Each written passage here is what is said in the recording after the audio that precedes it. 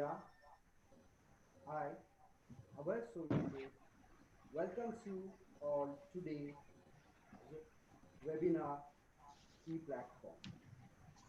In India, the demand for higher education is rapidly increasing along with the challenges to retain the quality and sustenance and to compete with the higher education institutions of global level. In Indian higher education, which has been passed through the several stages of transformation, and in order to address the issues related to access, equity, quality, and employability. Development of skills such as cognitive skills, metacognitive skills, transversal skills is of great importance today. Taking into consideration the transformation of higher education institutions by IR4, this consortia series is organized by Yogeshwari Mahavidyalay Ambazogai, Jnanopasak Mahavidyalay Parvani, Sri Shivaji Mahavidyalay Renapur, and Sri Govindrao Mungate College, Kurkheda. Today, on this e-platform, you will be sharing the ideas and the skills. This e-platform is being shared by the eminent persons like UD Joshi sir, Dr. R.G. Mungate, Dr. P.S. Vakte, Dr. S. Avasti, Professor Hamdesar, and Professor Muthuchelian sir. With this brief introduction, I accord this to Dr. R.S. Avasti, who is a renowned microbiologist and the administrator of Sri Shivaji Mahavidyalay, Renapur. Over to Avasti.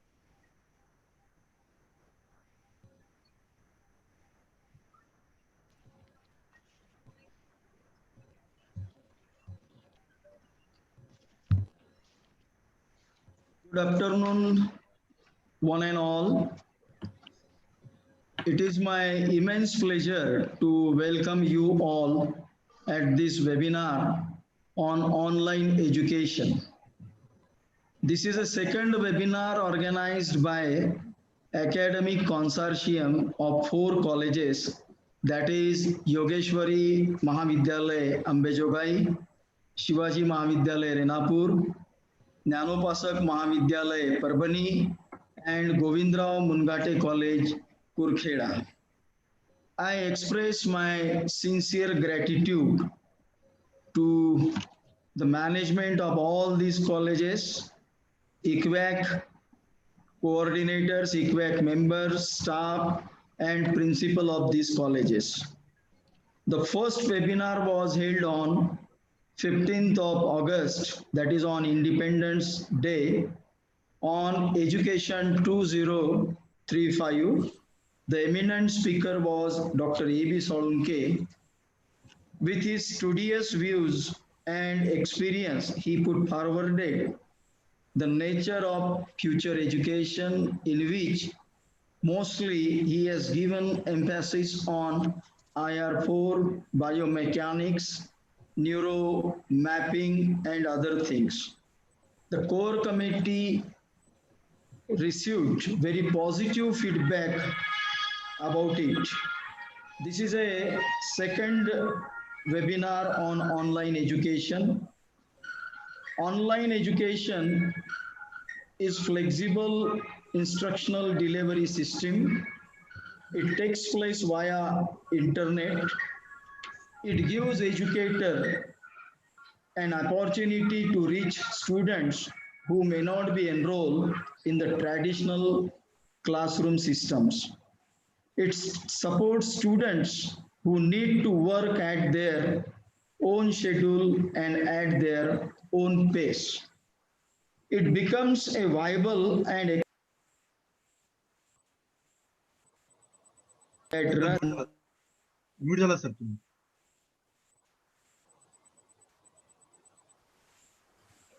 sorry, it becomes a viable and exciting method in global business society that runs 24 by 7 schedule. Due to online educations, students are able to access information anytime and anywhere. It has a positive and negative effects. The present situation exists due to COVID pandemic all over the world, completely disturbed all the routine life, including the education system.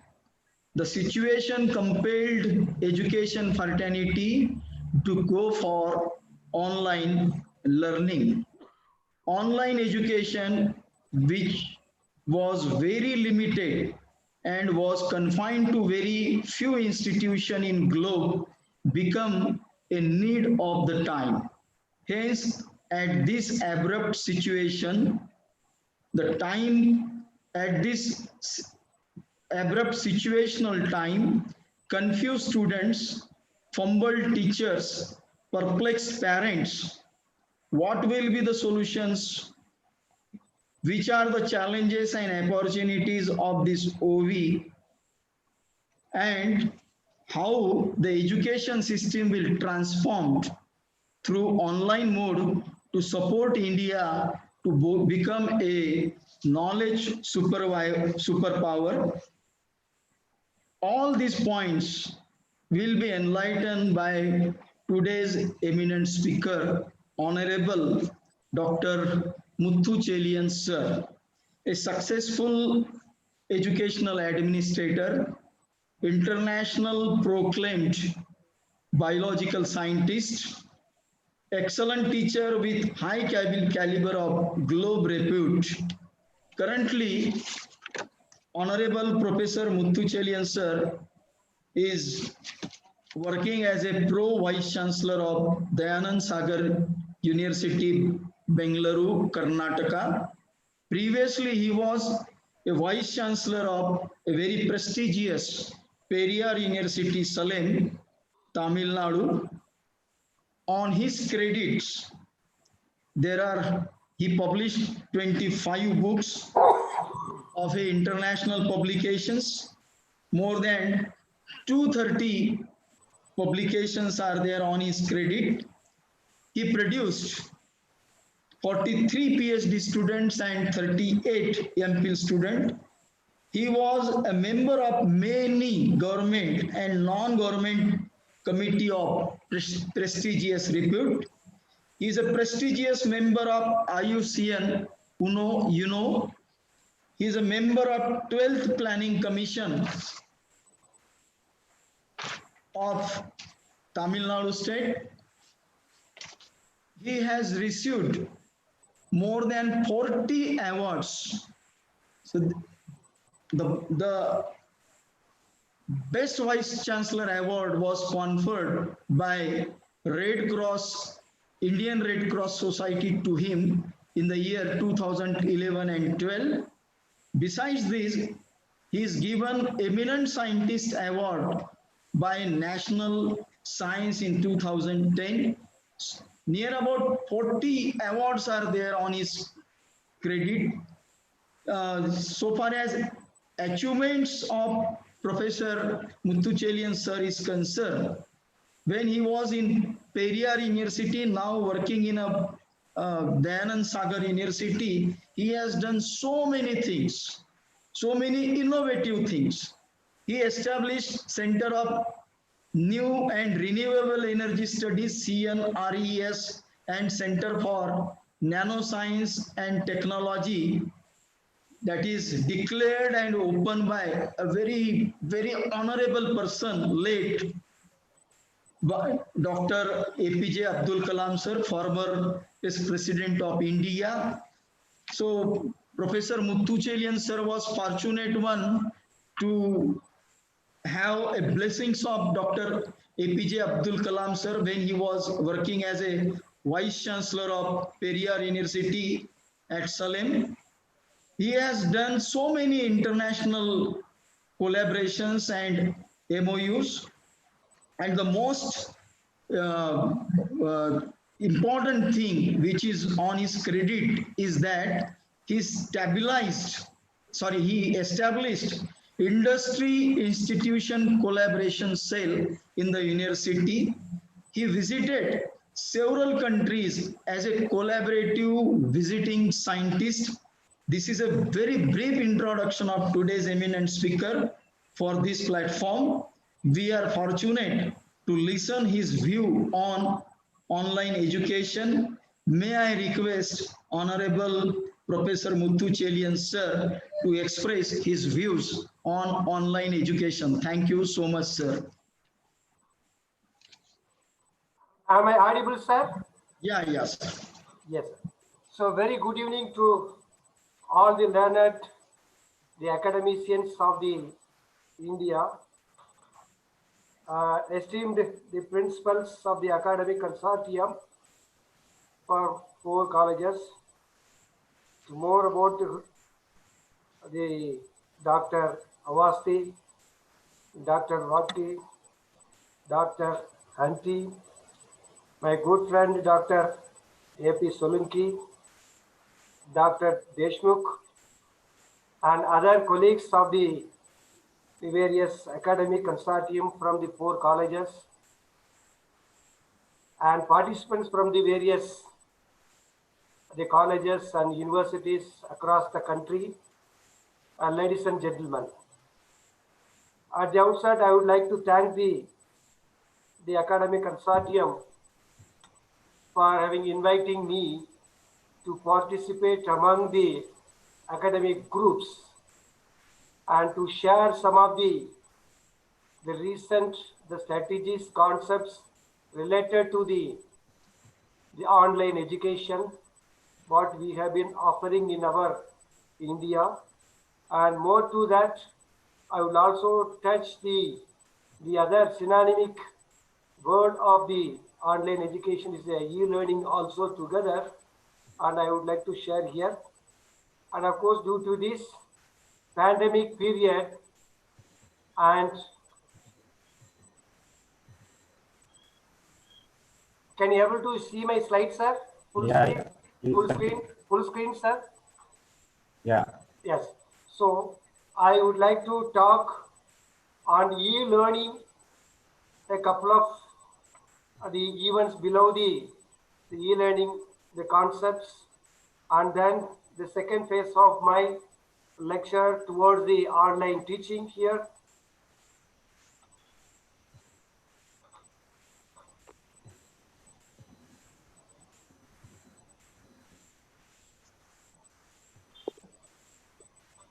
So this is the pandemic period. Every institution across the world, as mentioned by the Honorable, the President of this function, how to take class online from home during the lockdown. So this is the period which we know that the coronavirus COVID-19 has occupied all the heart of the every students, and then also the teachers, and what to think about this, the importance of the traditional classroom lectures. You could see that the traditional teaching maybe for the kids, seeing a particular teacher in the class may be a bored one for everyone, and now the slogan everywhere started about the e-learning, and then now a lot of the informations are there in the whole web world, that how to lead the e-learn and e-learning, and everything's a slogan for everywhere. And not only that, and then also the online. Now every institution, with the help of the global world, and then also the web world, we have been talking about the online sources, online education, online learning, and then institutions, subjects, everything. It is now a period of the slogan here.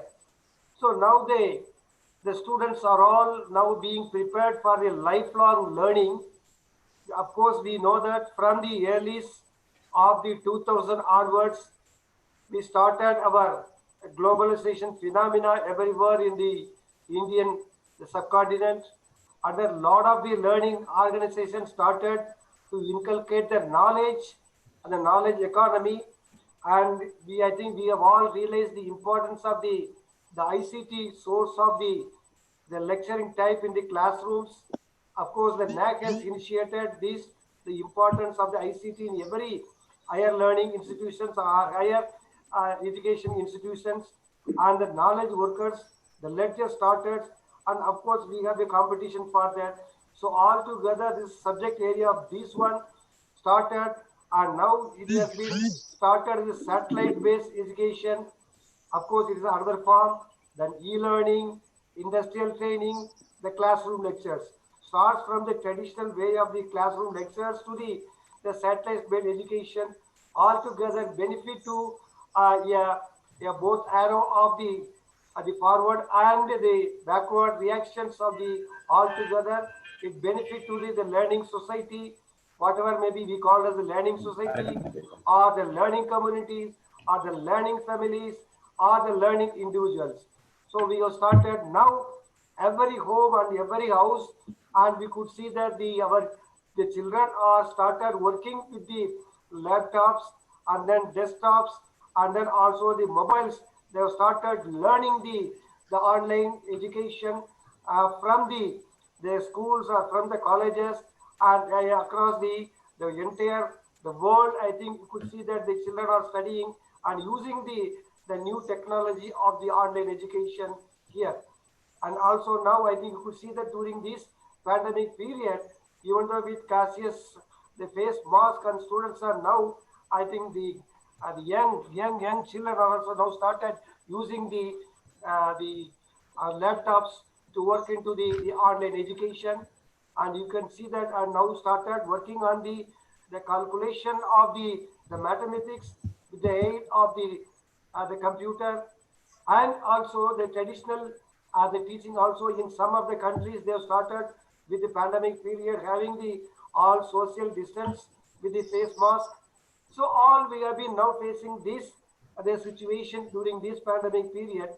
So traditionally we have been teaching with the help of the aids, and slowly there is a change here in the periods of the from the starts from the blackboard, the lecture, and then slowly we shift to the OHP, and then the OHP mode of the teaching. I mean, start to next is the TV and VHS, and then now we start about. I mean, before just December before we used to use the LCD and then PC whiteboard because the smart board classroom systems.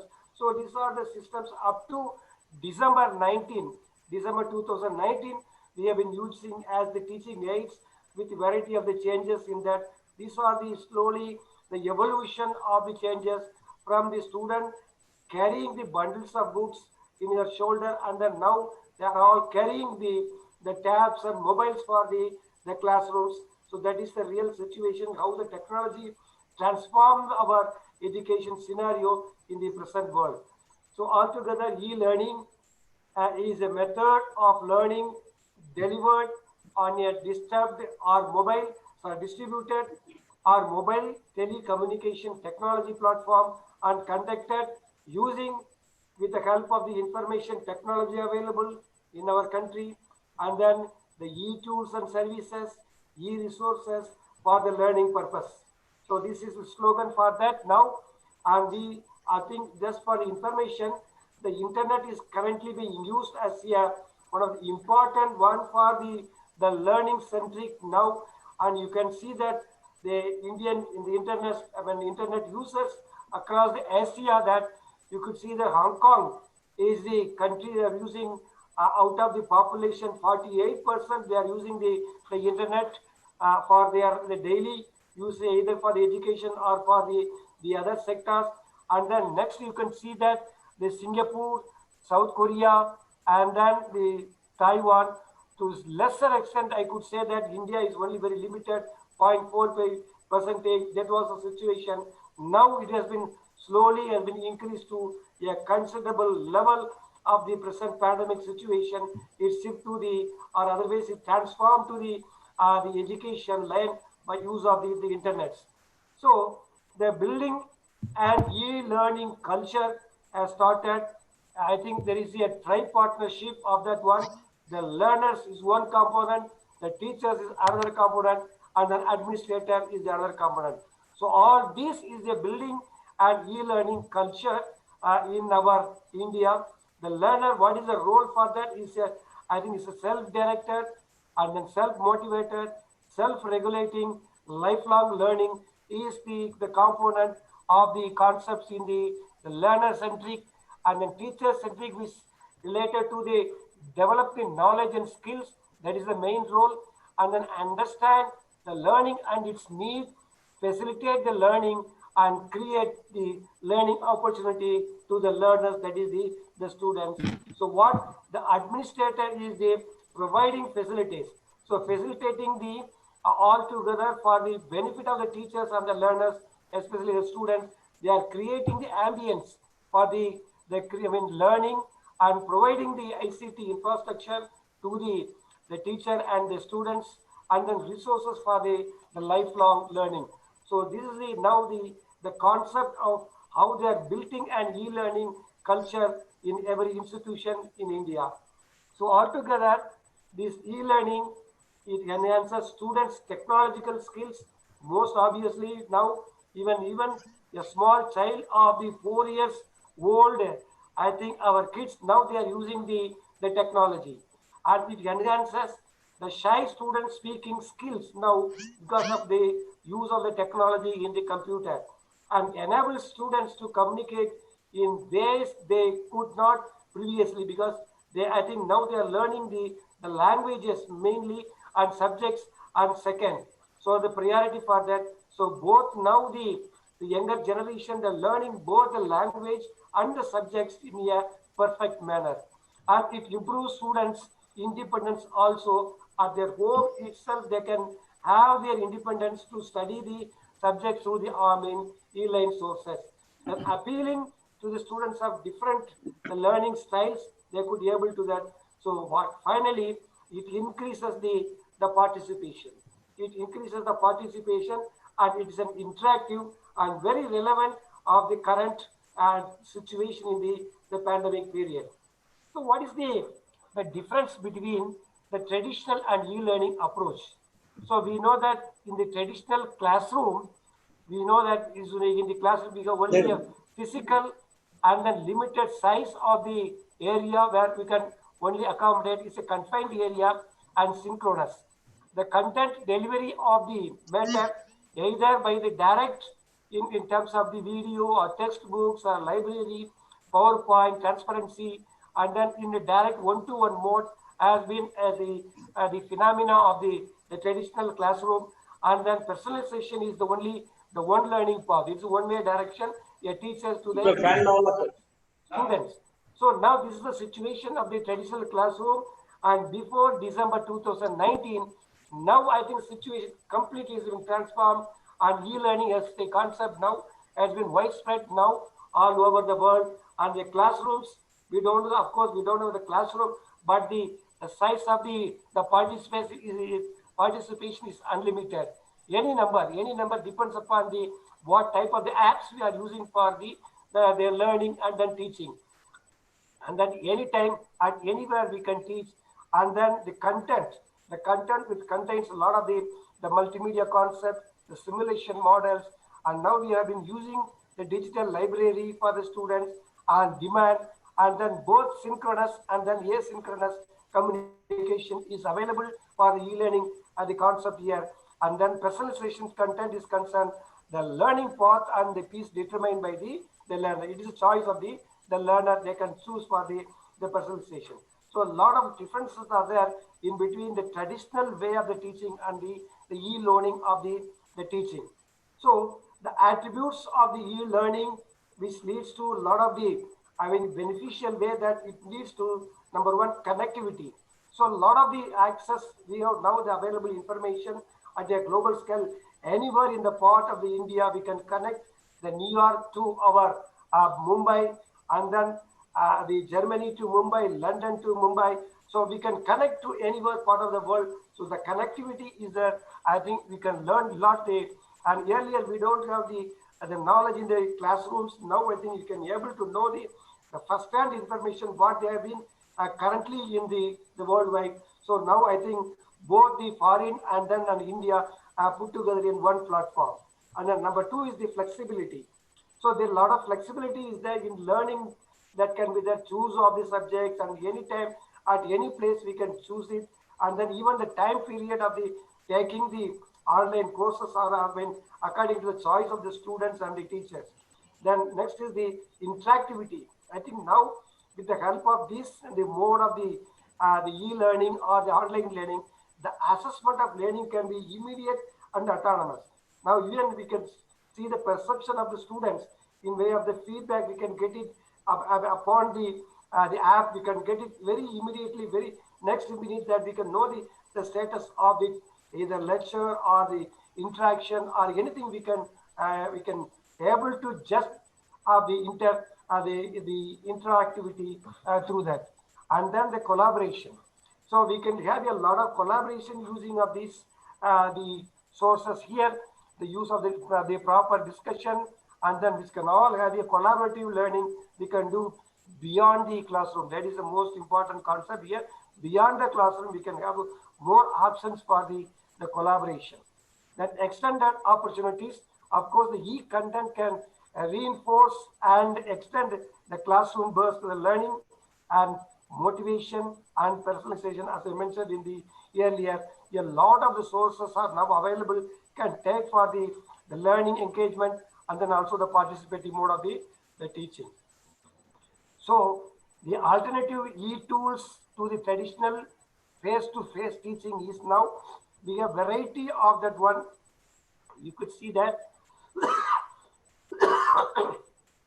the reusable learning objects, the virtual lecture, the simulation models, online, the discussion boards, and then wikis, collaborative learning, the blogs, the video or phone conferencing, video conferencing, then real-time contest, and then e-assessment and quizzes, online survey, online audio, video, e-submission. So everything we can see that is there. The tools are e-tools are now available to the traditional face-to-face the teaching methods here. So these are all the advantages for that. Now the technology, the e-learning technologies are plenty, and you could see that lot of softwares now available on group, and then the bold one which I mentioned is the available through now in the Astics, and then also we have the collaborative way. So a lot of the e-learning, the technologies are now available. I think now even as I mentioned earlier, 4 years old, the children, they are not able to know all these, the e-learning technologies currently. And they know that, I think what are the technology available, which software we can use it, whether it's Zoom or anything, even the OBS studio, everything they're able to know this through the various technologies. And these e-learning technologies can assess the self-assessment through the online. So the self-assessment, checklist, question mark, everything they can know. And then e-voting can be possible through this. And then quiz and the e-assessment of the various the subjects can be do. And then the performance of the students can be immediately can be evaluated through the assessment and the question marks. And then online survey is possible. And then video and phone conferencing, Skype is available, e-submission. So everything is now possible through the e-learning, the technologies. So now, what is the concept? What can they bring to a class? I think now it can brought to the knowledge of the students. What? Number one, interaction. We can bring it to here in the e-learning. We can bring the classroom activities through the e-learning. Then reinforcing ideas. Then repeated practice. As I mentioned, self-assessment. Peer-to-peer learning and collaboration we can do for the students. And then personalization flexibility. Come to the point of the stop. They can have the automation and they can get this feedback. They can intervene at any time during the lecture through the e-learning sources. whether through the informal or formal assessment they can do, then automatic the remediation immediately what to be addressed for a particular solution they can do, and then peer to peer the learning is left, and then more important is the tracking also very easier through this the technology.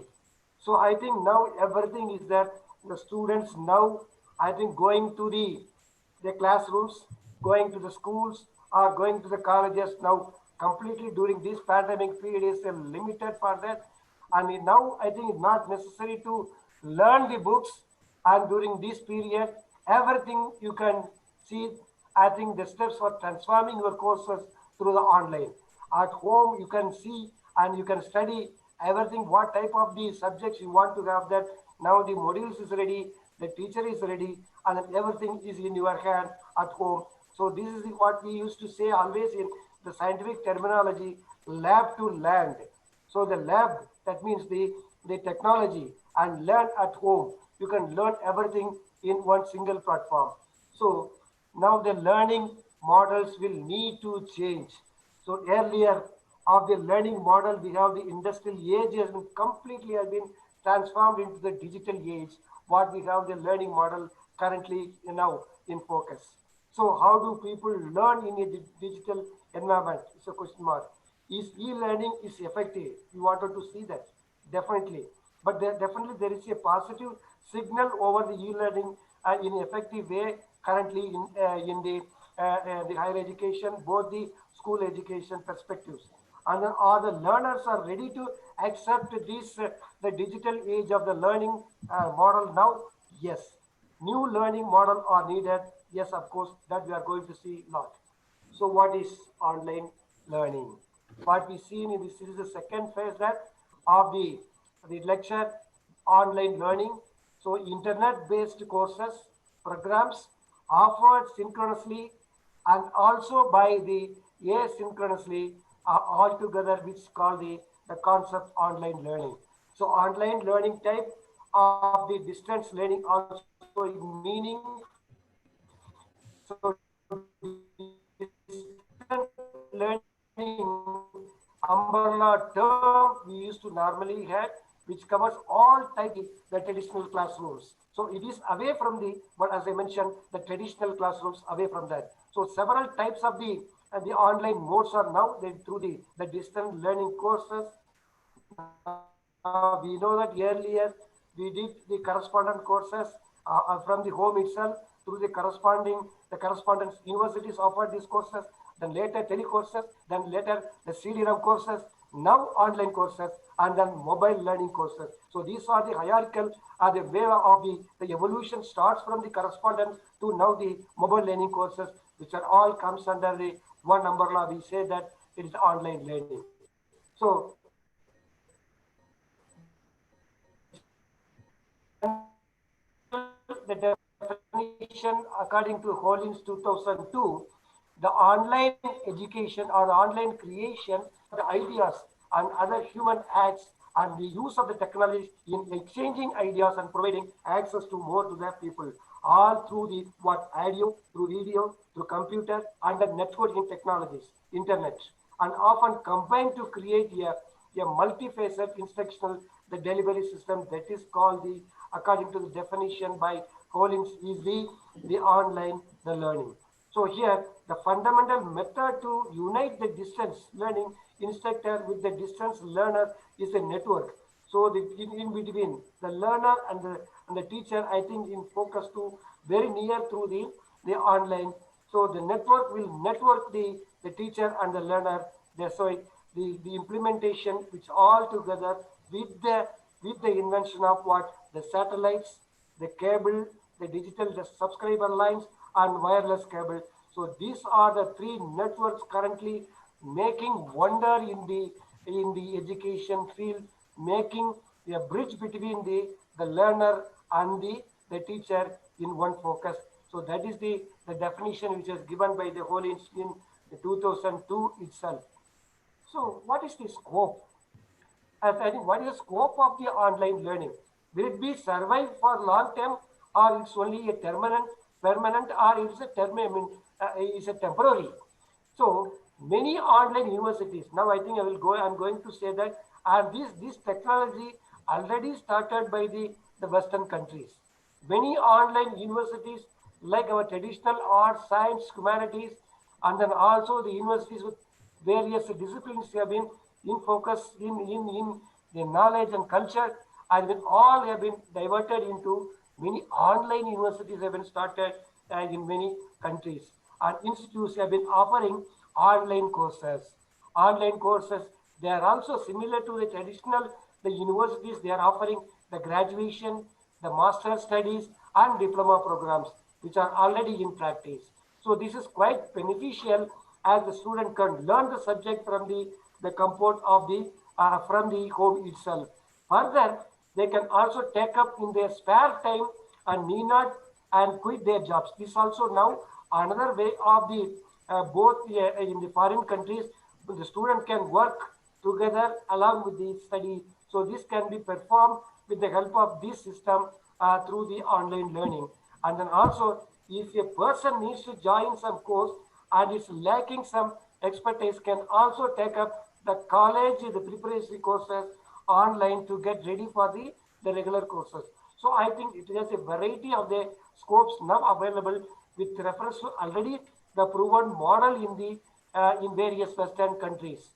So I think these are the Western world. They have already in practice of these online courses. The Eastern Washington University, they started. They have the online courses, and then Sterling College online learning. They are in practice. And then the Harvard University.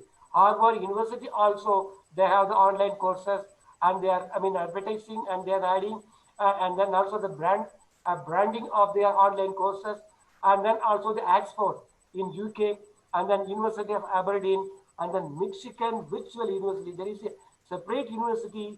I think they are doing only particular to the virtual type of online courses in the university in USA.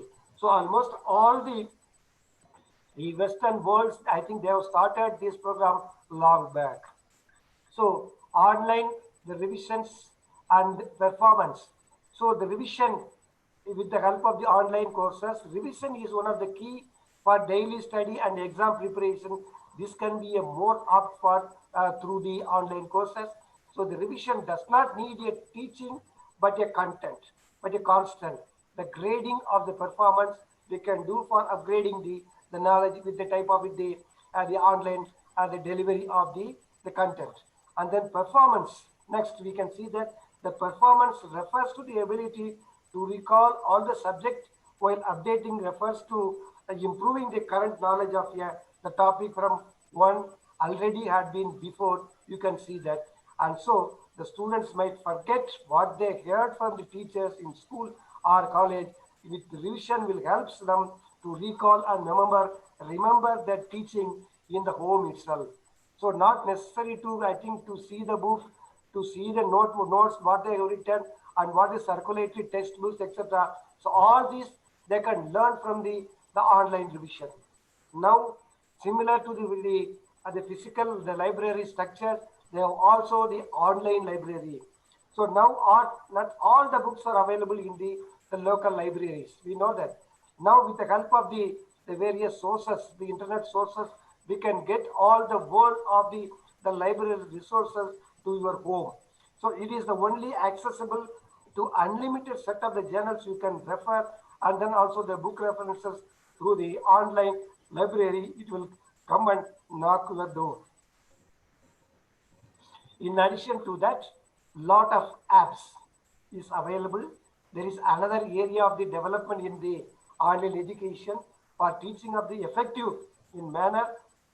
Now lot of the commercial softwares, the hardwares is available, and this might be noticed in many apps now currently in the computer network to learn either the English or any other subjects like the science, mathematics, or the technology. You can see that. So whatever you want to know the concept of the any type of the information related to the our learning resources from the variety of the art, science, humanities, including the technology. So these apps can take an app on one smartphone is enough, or a tablet. I think currently the student is using the tablet of the children. I think they have in hand, everyone, they are carrying it along with them like a notebook to the schools, and all can be a convenient to travel and then also outing, etc. Now the apps are now available. Then now I think the games also, they, apart from the regular the subject matter, and then also the games also play another prominent role in the education, that also can be teach, or you can learn through the apps in that. And then the practical examination. Now currently during this pandemic situation, not the physical presence in the laboratories is required. You can learn everything, all the practical mode of the education. We call it the virtual practical experiments. Can also, you can study through the online simulation and lab videos. So I think these facilities are also available in the practical education through the online sources. So in addition, I think now the research papers, I think next step that even the research can also now started slowly into the culture of the online. So the scope of online education has a ability to be taken up even in the remote parts of the world, and also be by economically disadvantaged schools and colleges. You can do the research through the online, the research paper, the consortium. Then how all these online classes are different from the offline classes. So I think, as I mentioned earlier, similar to the e-learning, the virtual, etc., along with the traditional, the same way that it doesn't require the physical meeting space, not required. And then time spent for the planning and creating the online content is, I think, is quite obvious. We can see that very conducively. And communication via mediated online journal, I mean channels are now available. Many, I think, currently we have been also using for the YouTube channels. We can do that. That emphasis on the visual design of the content, you can do that. It's different. And then flexible schedule, you can do it. I mean, differ from the traditional teaching. Then time online instead of the classroom. I think you can learn, and then you can teach everything even beyond the classroom hours. So the class participation replaces attendance. I think it's quite sufficient and then comfortable for the students also. So I mean, office hours change to online web conferences also. We can make it the wonder in the what you call as the online courses or online classes in the methodology. So I think you could see that how a teacher is teaching to students through the computers. You can see that. And so the roles of the teaching and students. So there is a set of the role for the teachers. So what the role is, that only thing we have to design the course. There is no separate for the board of studies, etc., etc. Only thing, you can design the course, whatever the suit to the need of the students, and then teaching in the course, modeling, coaching, and then getting the feedback, then assessment, the evaluation, etc. All you can see all together the role of the teachers. What the students supposed to do, so engaging in the assignments and activities. So you have to be prepare of the classrooms, and then attending the classrooms, and then listening the lectures, and preparing according to the teachers the instruction of the assignments and then activities. And then next is the collaborating with the peers. You can join, you can have a collaboration with any number of the peers of the academics in the well versed of the subjects.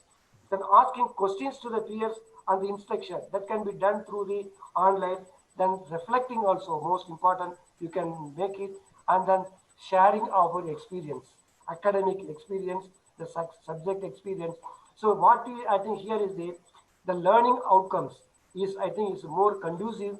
And then we can see that whatever the possible benefit for the help of the students, we can do through the online. And here, the pre-class, the survey, and this, I think, is the role of a teacher before to go to the online, learn more about your students' prior knowledge and the preconception before the class through the online. You have to make it. And students have the diverse experiences and knowledge. You must know before online class teaching and learn more about what they know and what they don't know by asking a pre-course survey. I think you have to give a questionnaire type of the format to be given to the students to know the current status of the students, where they are. So what is their knowledge?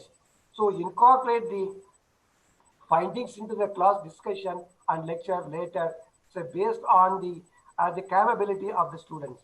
So consider asking these diverse questions about their background, about the background of the students, the skills of the students, and questions to ask their, I think, in their understandings of the content. All we have to done before the online the classes in the particular subject. So here the pre-class survey and the type of questions what to be asked also they are given. So number one is the perception questions.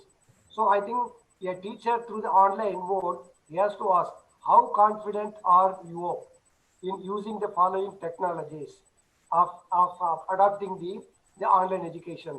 Whether the student know the Python, whether the students have the ability to use the PowerPoint presentation, or the student has the knowledge of the Excel sheet preparation. I think these are the some of the perception questions to be asked to every student before the I think the online, because these are the basic. Then content questions. For example, a teacher must ask which of the following data visualization chart types is most appropriate to show time series data. That is pie chart, the line chart, or the histogram, or the scatter plot. So I think these must know that the students, either students or the teachers, they must know each other that in a symbiotic way to know and visualize the concepts of the anything related to their study. Then open-ended questions. For example, define data visualization. So here, open-ended questions allow students to share their understandings of the content in their own words. So whether the students get the capability to know and understand the situation of your current subject in that, so that we have to ask open-ended questions that we have to pose to every student. So these are some of the pre-class survey type of the questions to be asked before the online the education in the teaching practice. So the strategies. So strategies to keep students engaged. So before to enter the online classes, so first what you do, because you are not going to see the students in which in physical. So you are all through the virtual only. So before that, what teachers has to do, like similar way of the physical presence, greet the students with the welcome message. That is most important. And post weekly announcements. That is important. And introduce new topics and then deadline of the reminders, then reflections. So ask that as in all to you know to I can focus to the students who are currently in the classroom, the virtual the classrooms, and provide frequent feedback on student work, what they have done in the previous classes. You have to assess the feedback and then that should be discussed before the students. Then contribute on the online discussion more related to that. So now the world is become not for the other way. Now everything is centered to the discussion point. So online discussion will give you more about the subject, the knowledge. I think they present knowledge and then also the wisdom. They can bring it to the discussion. Then advertise and promote your availability for office hours. Then respond to questions in a timely fashion, if at all clarified by the students. So clear guidelines for communication is essential. So I think this is now the world everywhere that a teacher is, I mean, explaining the concepts through the computer. So what I think what you before that the basic structure of the lessons, what the teacher has to do. Number one, he has to give the introduction of the new concepts. That's most important. Then followed that the demonstration of the concept, and then where the concept can be applied. So I think this must be essential in the open learning the classrooms. So many universities and colleges, I think the faculty in the development of this using of the robust video lectures. We can use it because already a lot of videos are available in the subject, each and every subject, even the YouTube lectures are available, and why not use that videos? So I think these videos will give the introduction of the concept and phenomena. And these videos will give the demonstration of the problem solving.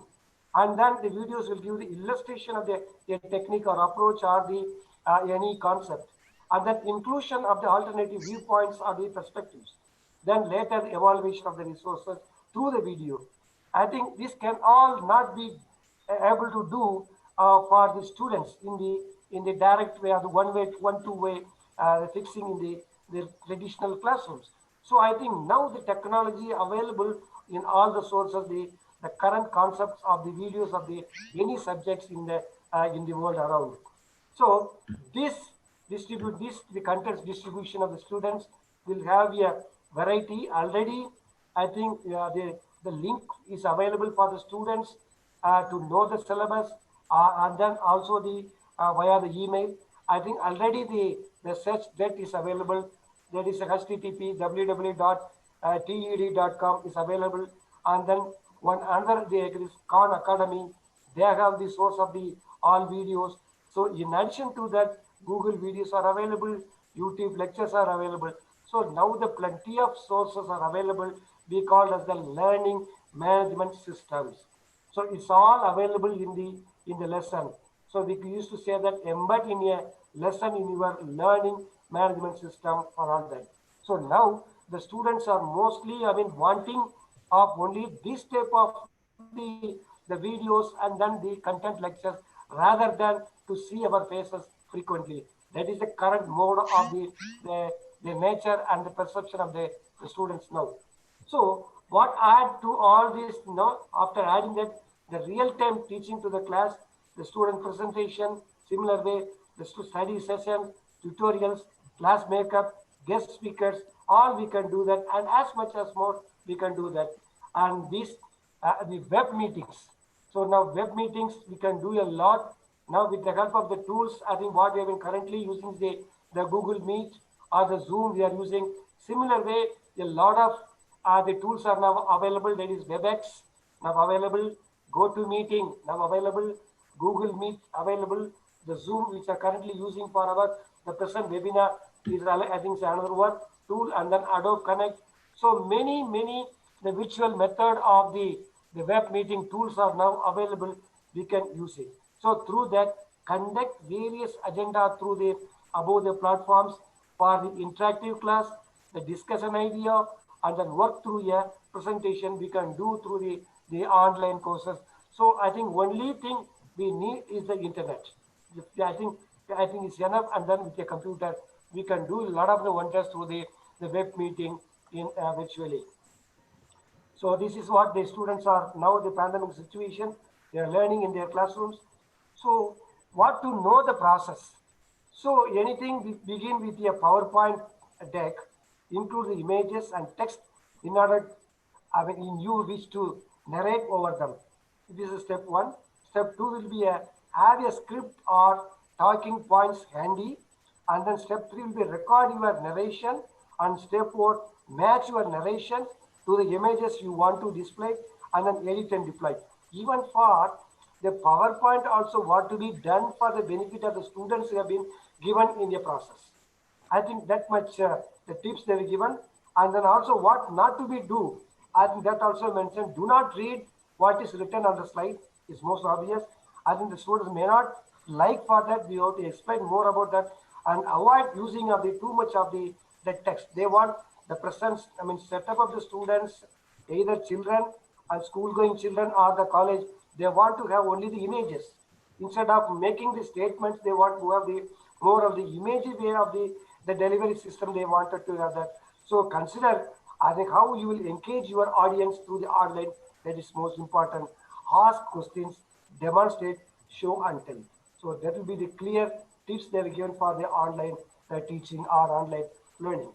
So where to, I think, is don't use the tools, ScreenFlow and PowerPoint, what to use that for, and then wherever you want, you can bring that one and record your narration, and then upload. Even suppose you want to have a movie to your YouTube, these are all the delivery system you can make it, and then even it is possible like physical the evaluation system like examination pattern. You can also have a self-assessment. You can make it allow the students to self-assess to catch their knowledge and understanding. That can be done. and then textbook resources such as the Pearson or McGraw-Hill, chapter by chapter, you can make it as a quizzes. Now, I think currently all over the world they are giving the open book test. I think we don't have such system in currently. Only very few IITs and IIM they are doing for the open book test. I think that type of culture we want to create among the college students. So give you a book and then give some higher learning the questions, the thought provoking questions to that, and let them have a brief read of the book, the advanced level of the book like the elsewhere or anything, the Chapman, anything you can give and let them have a study on that, and then based on that content they can give the answers. So and then you have to conduct the quiz duel. Yeah, I think you have to conduct the quiz and every learning management system and through the Google Classrooms and all these things you have to, I think, do virtually for the assessment of the students. So the testing also is there and how to make it. The LMS supported engine is now available. Google Forms is available and survey tools are now available. And then Smart Sparrow for adopting learning the statistics are available. So you can use any type of the LMS system for testing and quizzing the students through the online the evaluation system. So I think now a teacher is making the questions to the students. Now, a lot of the technology available through the Google Docs and how to use the Google Docs is I think mentioned here. What makes the students and faculty to collaborate efficiently more and then effective on papers. I think they've given the sharing settings I was shown here. You can use it, this technology, and based on that, encourages the accountability of the collaborators, mainly the students, and the auto save ensures will not be the loss of that one. So these common features allow the instructor to add feedback in text or in the margin of the document. You can make it. I think now it is available in the Google documents. You can make it to know the student's capability. And then also a lot of the Google documents, the presentation spreadsheets available. So this can be circulated to the students to know what they understood in their the online classes. You can make it and you can comment it also. So while working on a document, participants can simultaneously chat about the edits. They can do both by the online.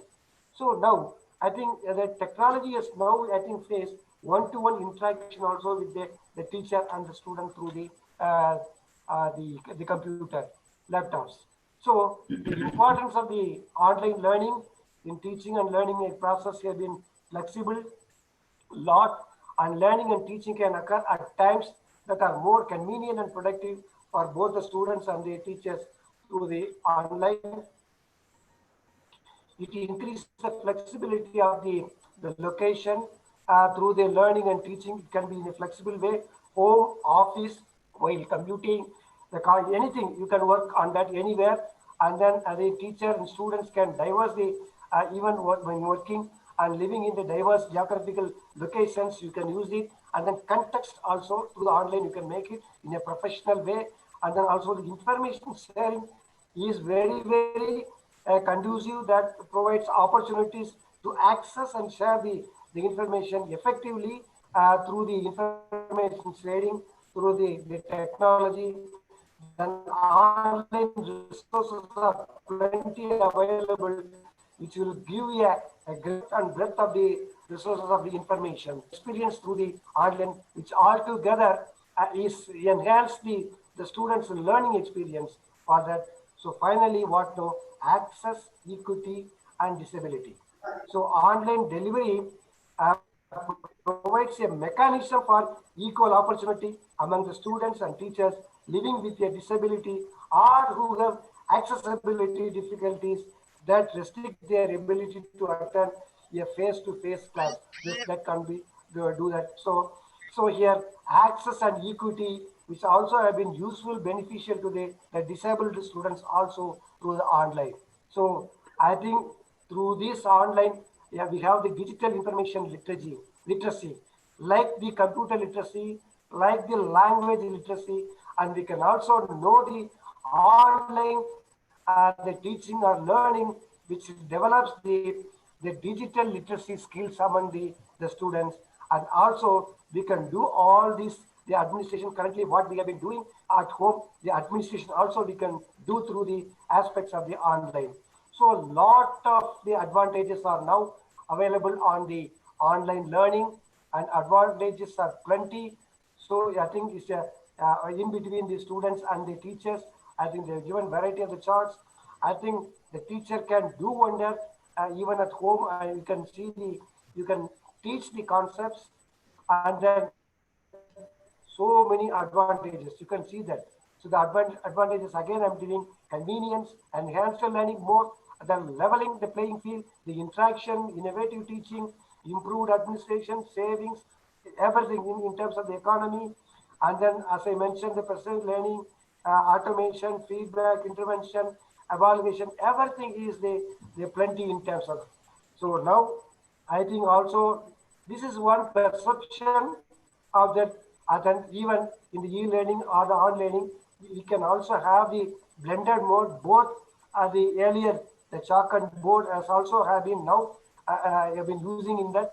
This is called a blended mode. It can also possible, but this is the perception of someone telling that the interactive digital content along with the traditional mode also can be taught for that. So it depends. So altogether, we have also I would like to mention here the some disadvantages. So every technology, when you are adopting or following, it has some limitations also, but the advantages are plenty rather than the disadvantages. Here, no humanistic touch. There is no one-to-one interaction. You are not facing the teacher in face together in the classrooms or the traditional classrooms. We need, I think our students may feel of the isolation between the teacher and the students. The negative attitudes of the parents, teachers, and educational authorities may develop, and the lack of the proper knowledge sometimes, and then sometimes sitting in the ideally in a room have some tension or some hypertension or some the problems related to the health issues, and then re-evaluation of the teaching practice, and then e-learning takes time to develop skill and resources. So they have identified their peers. By that, there are some disadvantages also through the online learning. But anyhow, we can make it as a positive, like this type of the unforeseen experiences, unforeseen the pandemic period. The advantage is more than the disadvantages. We can do that. So to conclude this, the online, the importance of current, the online learning offers opportunity. It gives opportunity to raise the educational standards in colleges and universities. A large scale range of online tools are now available for teaching and learning for both way in a symbiotic relation, and then closes the gap of the digital divide. I think is missing here. And then involvement of teachers and parents is very much essential. It is important here to have a good learning practice through the online. So the colleges and universities will need funding, access, and training of this. Not all the teachers are able to handle the technology of the I think downloading of the software and using of the various apps, skills, and then everything behind the technology. So I think there needs some the orientation, and then also there need the what you call the development of the using of the various knowledge behind this. So naturally we need funding, access, and training we required for the online teaching. I think it's again it is another world of the digital to teach to our students. So I think we have to learn more from that. So with this, the online learning is not the next big thing. It is the now big thing according to the journal. And then exciting graphics, exciting topics, pull your learners in, and meaningful interactions makes the learning memorable and effective. So teaching in the internet age means we must teach tomorrow's skills, what we are required for the next coming decades today itself. So teaching in the internet age means We must teach to tomorrow's skills today itself. We have to start today itself. Jennifer Fleming, according to that. Thanks, thanks to organizers. Thank you everyone for patient hearing, and thanks a lot.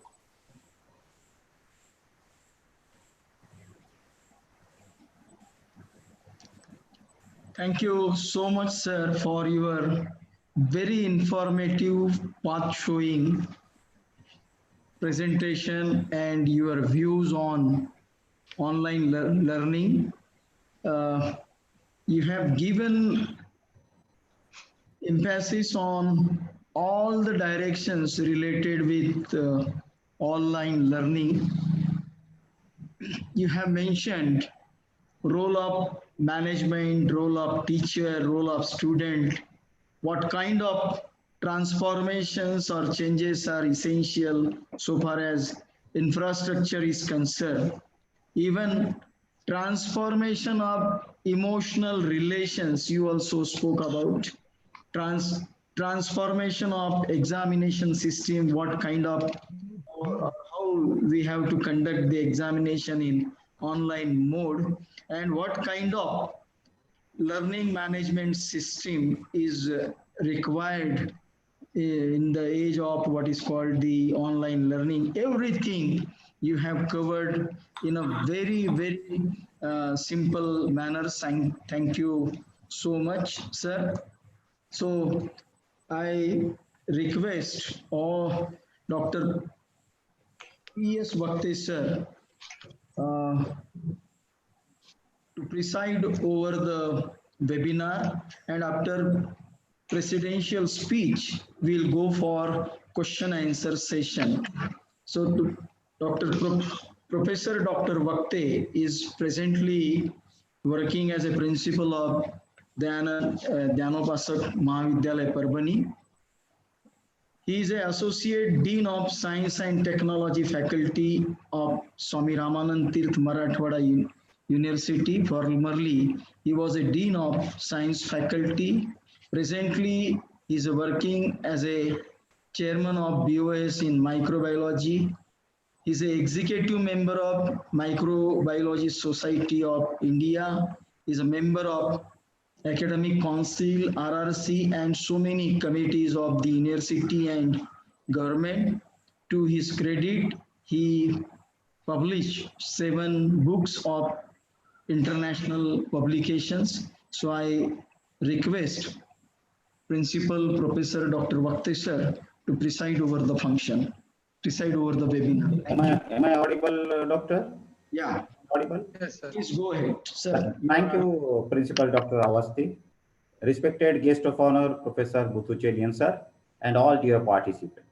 Let me congratulate and forward my thanks to Professor Muthuchelian for his valuable and exhaustive and informative talk on online education in view of COVID-19 pandemic situation, and this will be definitely useful to all the participants of second lecture of web series on higher education 2020, which is being organized by newly formed academic consortia comprising of 4 renowned institutions of this region as mentioned earlier.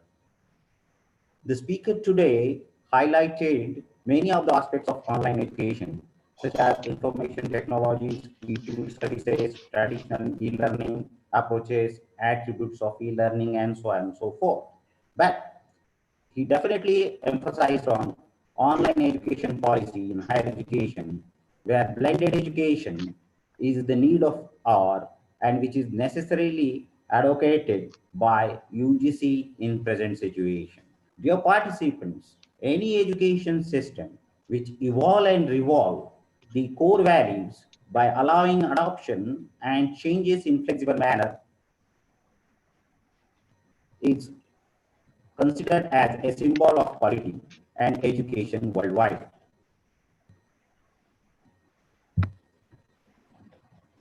Today, we all related with higher education sector observing a greater threat and challenges and but but rather I observe it as a bigger opportunity in different sense in prevailing situation of pandemic to evolve this sector more rapidly. What is the need to evolve higher education sector? Not only the COVID-19, which triggered the need of online education, but mainly due to Industrial Revolution 4, that is Industrial Revolution 4, which changes the situation by digital technology and need of trained and skilled human resources accordingly, which triggered major challenges on the sector, higher education sector particularly.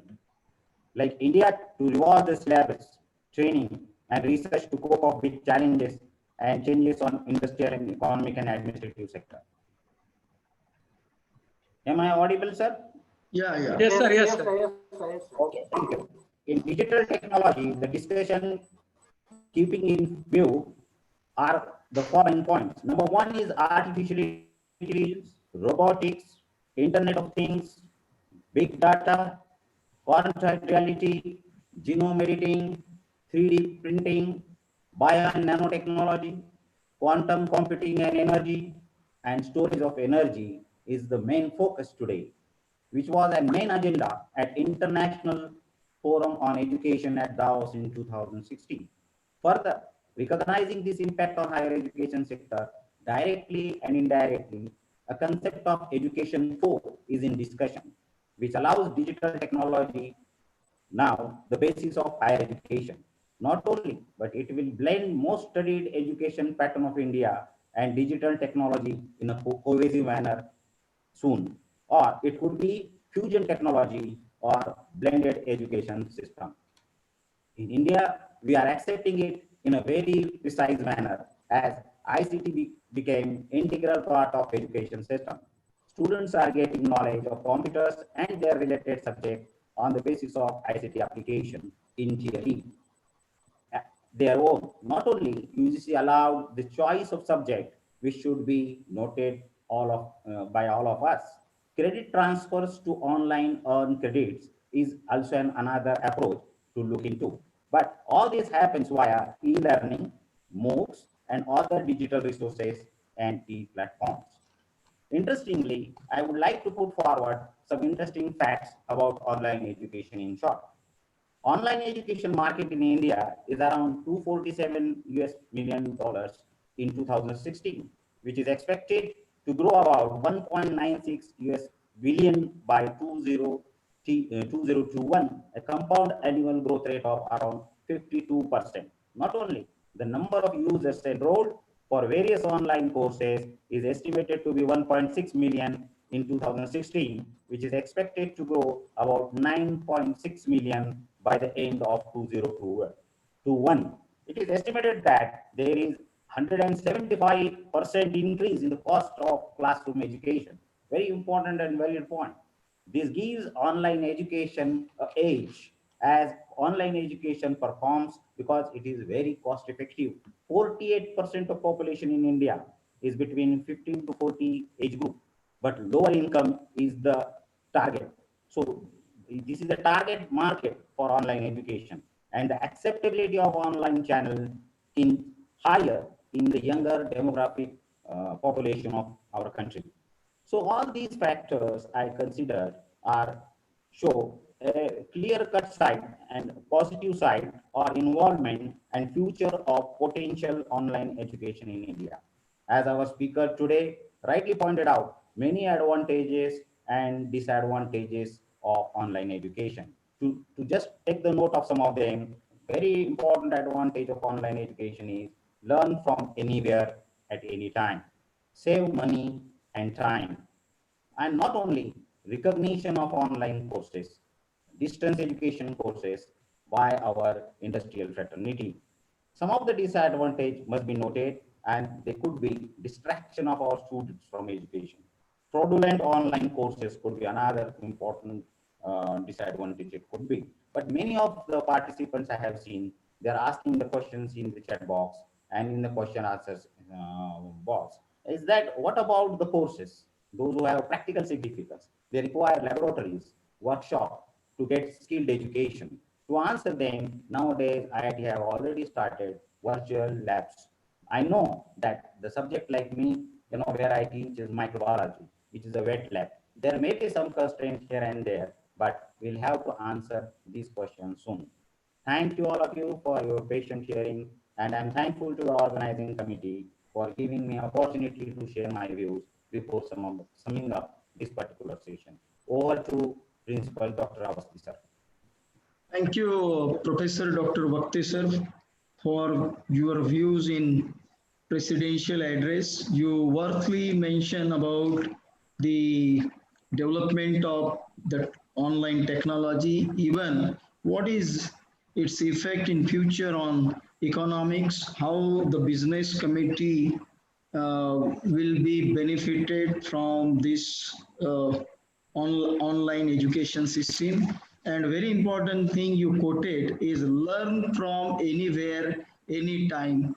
And what are the solutions for the subjects where the actual practical demonstration is required? Virtual lab is one of the solution, and second one, that is we have to go for the blended learning you suggested. Thank you so much, Professor Dr. Vakte.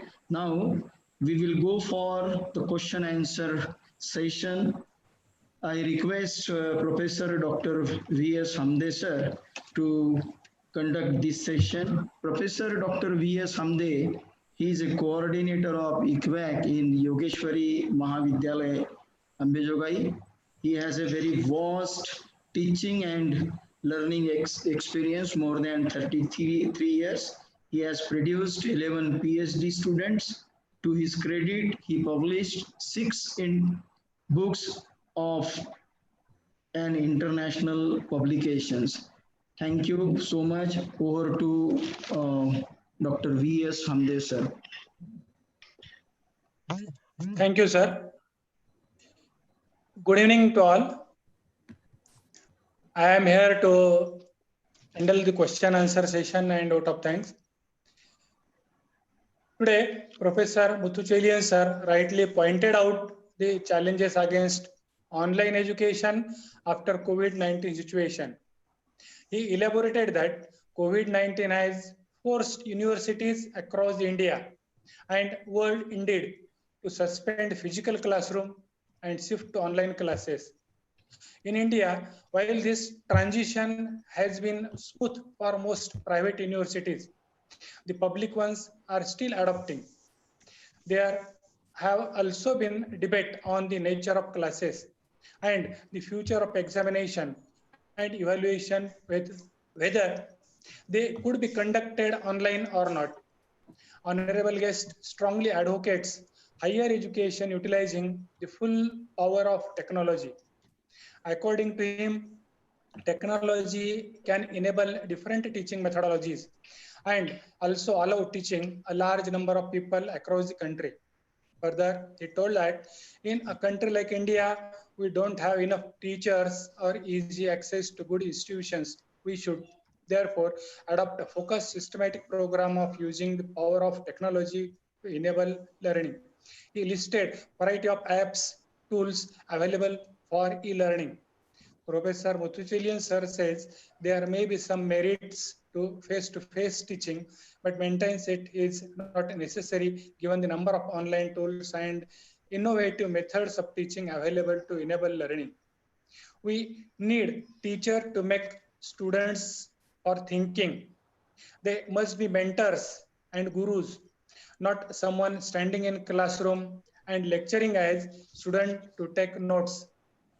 Sir, we are having a couple of questions in question answer box. I will take some of those questions. These are for today's speaker. One question is asked by Priya Puttan from Government Institute of Science, Aurangabad. Respected sir, from your point of view, which is better for quality of learning, face-to-face or online learning or teaching, and why? Sir, please. Yes, sir. I think it is a very important, pertinent question. I think it's also a thought-provoking question, I would say. I think we have been traditionally, we have started from the traditional education Even before that, we have the curricular education and all that. And I think we already practiced. We already practice of that learning. Only in this situation, now we are facing this as a challenge.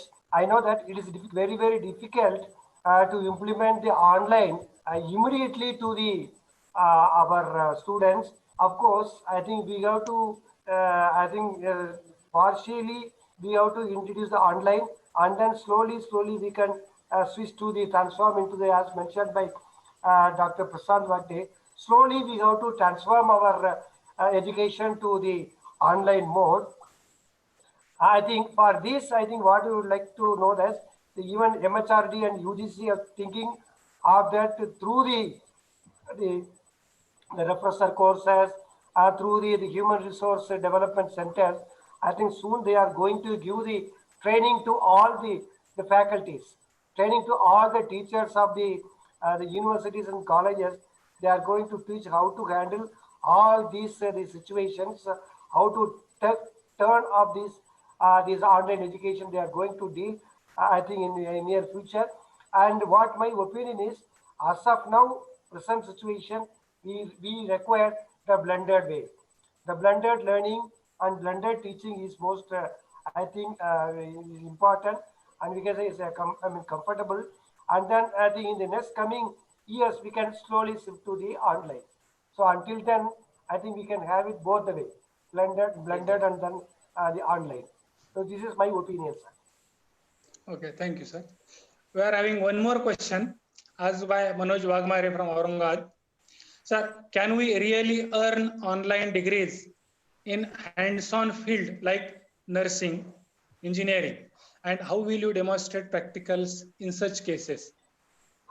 This is again very difficult, sir, because for the courses as mentioned by one of the principals here, it's very difficult to handle the practical classes because for the science, engineering and technology, again the health sciences, it requires the practical skill.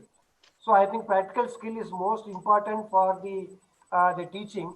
I think definitely they need for the training because a doctor, I think unless he knows the physiology and anatomy of the system, I think it's very difficult to handle in the hospitals. So definitely they require the training. So similarly, the engineering also, they require the training. Unless they know this space, for example, aerospace, unless not seeing even a aircraft, how they can build an aircraft. True, sir. Yeah, so this is most important. But I think for them, it is absolutely necessary, sir.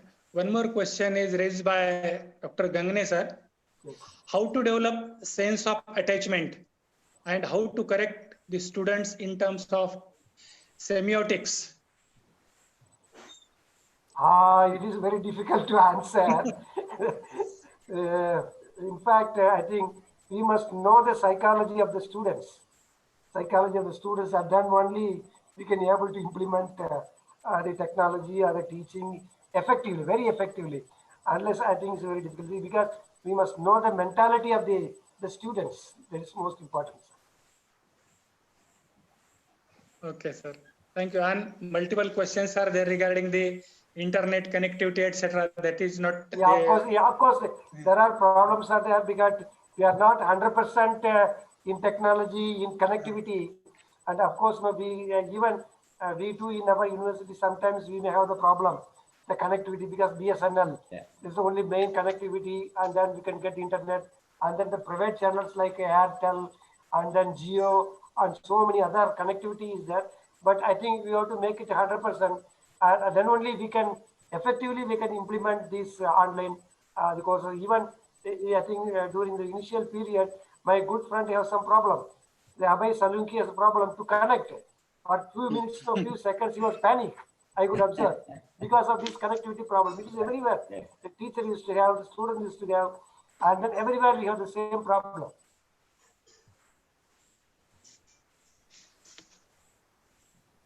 Yes, sir. Okay. Yeah. Thank you.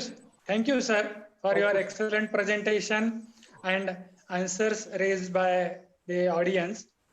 Now, I am coming towards the last part of webinar, vote of thanks. Honorable before President of before to offer your thing, I just like to comment my heartfelt congratulations and the compliment goes to the Prasad birthday and then the Avasti sir and then Salunki sir and then Deshmukh and including the Venkat Kamble sir for giving me this opportunity to share the some of the thoughts and then views about the e-learning and then the virtual learning, whatever the class is at. And just for the information, sir, in Bengaluru, our most of the universities in Bengaluru, we completed the online teaching and we completed the evaluation. We published the results and then we entered through the online. The next year, the classes we started. Yes. So I think we could succeed in that way. I think the students are also, I think, from the We home are on the itself. same path. We Yes. are also doing that. Now the technology, now the students have been open-handedly. They have accepted the technology and accepted the software, accepted the everything for the online mode. Yeah. So this is for you, just for Younger information. generation accepted it. Yes, Yeah, yes. Thank you, sir. Thank you, sir. Please progress, sir. thank Venkat, you. sir. Venkat, sir. Okay, sir. Yeah. Honorable President of today's webinar, Dr. P.S. Vakte, sir. Respected panelists, Dr. Arya Savasti. Respected Dr. UD Joshi, sir. Respected Dr. R.G. Mungate, sir. Dr. Abhay Solunke. And our most valued invited guest, Professor Muthu Chelian, sir. Pro Vice Chancellor, Dayanand Sagar University, Bengaluru. And ladies and gentlemen, it's my privilege to have been asked to propose a vote of thanks on this occasion of webinar on online education.